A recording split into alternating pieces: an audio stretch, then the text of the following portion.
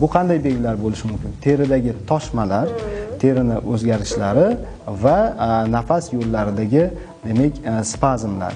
Agar bolada allergen miqdori ko'p bo'lsa, spazm rivojlanishi oson bo'ladi, ya'ni nafas yo'llarida xirillashlar paydo bo'lib qoladi. Buni demak biz asosan auskultativ yo'l bilan aniqlashimiz mumkin.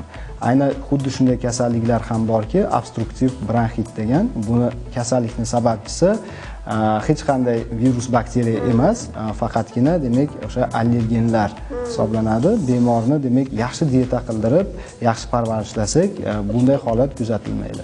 Ko'pchilik shu siz aytgan belgini o'sha bola ko'proq yo'talsa, bolamni o'pkasida kasali bormikin deb xavotirga ham tushib qolishadi-da, lekin o'sha bilishmaydiki, o'sha ko'p allergen mahsulotlarni iste'mol qilib shu holga tushib qoladi. To'g'ri.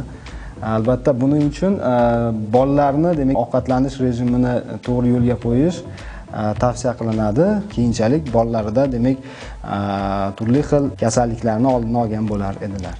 Shohrux, bugun yaxshi ma'lumotlar uchun sizga minnatdorchilik bildiramiz. O'ylaymizki